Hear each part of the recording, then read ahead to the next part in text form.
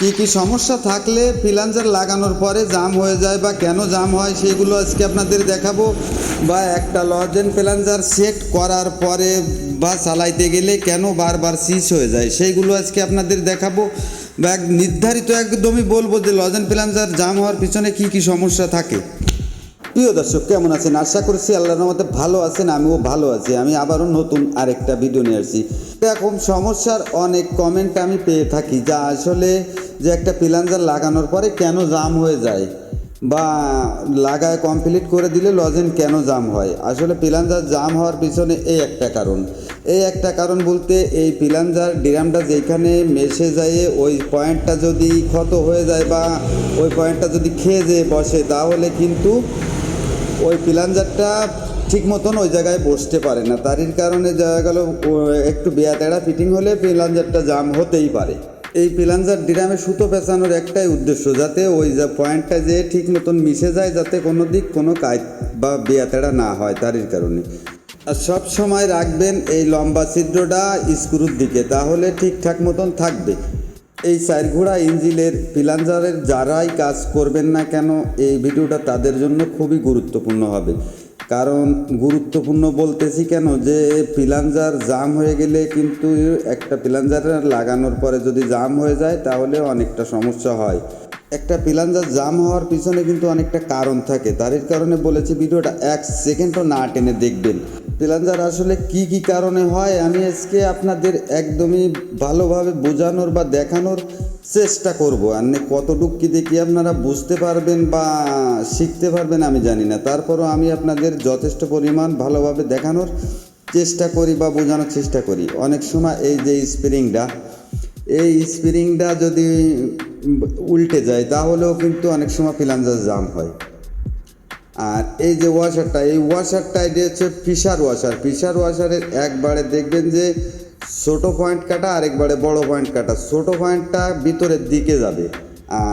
আর এটা হচ্ছে সবচেয়ে গুরুত্বপূর্ণ জিনিস, এই মার্কটা, এই যে প্লাঞ্জার ডালে যে মার্কটা দেওয়া থাকে, মার্কটা সবসময় উপর সাইডে রাখতে হয়। এই চার ঘোড়া ইঞ্জিনের উপর সাইডে না রাখলে যদি আপনার কোনো সাইডে ঘুরে যায় বা নিচে বড় ঘুরে যায়, তাহলে কিন্তু ইঞ্জিন ডাইরেক্ট হয়ে যাবে বা ডাইরেক্ট হয়ে যাওয়ার সম্ভাবনা থাকে। আর একটা কারণ থাকে জাম হওয়ার এই রুলার বডিটার ওই ভিতর সাইড যদি খেয়ে যায় বা ক্ষত হয়ে যায়, তাহলে কিন্তু প্লাঞ্জার জাম হয়ে যায়। তারই কারণে অনেক সময় ওই প্লাঞ্জারের ওই রুলারটা কিনা লাগে, রুলার বডিটা ধরে কিনে নিলে ঠিক হয়ে যায়। বা এরকম একটা কিছু হয়। অনেক সময় স্প্রিং যদি উল্টে যায় তাহলেও হয়। প্লাঞ্জার জাম হওয়ার পিছনে আসলে এই কটা কারণ থাকে।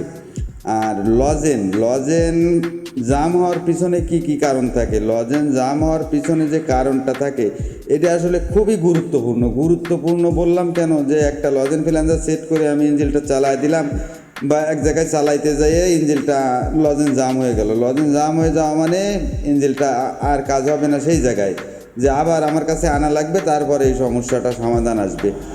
তারই কারণে আমি বলেছি যে এই লজেন জাম হওয়ার রোগটা কিন্তু মারাত্মক রোগ। আর এই কাজটা আমি খুবই গুরুত্বপূর্ণভাবে আপনারা দেখবেন। আমি আপনাদের দেখানোর চেষ্টা করব যে কী কী কারণে লজেন জাম হয়। যে লজেন প্লাঞ্জার আমি নতুন সেট করে দিলাম, তারপরও কিছু সময় চলার পরে লজেন জাম হচ্ছে বা কেন হচ্ছে, যে এর কী কারণ থাকে। এই যে কারণগুলো আপনারা একটু দেখবেন। এই যে সামান্য একটা প্রেসার পাইপ আপনারা হয়তো দেখতে পাচ্ছেন, এই প্রেসার পাইপেরটার দাম হচ্ছে 40 থেকে 45 টাকা। এই প্রেসার পাইপটার ছিদ্রটা আপনারা হয়তো দেখতে পাচ্ছেন যে এর ছিদ্রটা কত বড়। তাই আমি বলবো এই কম টাকার প্রেসার পাইপগুলো কিনবেন না, কিনে লাগাইবেন না, তাহলে সমস্যা হবে। যদি পারেন এই একটু বেশি টাকা এই প্রেসার পাইপগুলো 75-80 টাকা দাম, এই প্রেসার পাইপগুলো যদি আপনারা কিনে লাগাইতে পারেন তাহলে সমস্যাটা লজেন জাম হওয়ার সমস্যাটা হয়তো চলে যাবে। বা যদি আপনি নতুন ইঞ্জিনের খোলা যে প্রেসার পাইপগুলো কিনতে পাওয়া যায় অনেক সময় ইঞ্জিনের সাথে থাকে, সেই প্রেসার পাইপগুলো যদি কিনে লাগাইতে পারেন তাহলে তো আর কোনো সমস্যা নেই। সেইগুলো যদি না পান তার ক্ষেত্রে এই প্রেসার পাইপগুলো কিনবেন। এই প্রেসার পাইপগুলো আপনারা দেখলে হয়তো চিনতে পারবেন।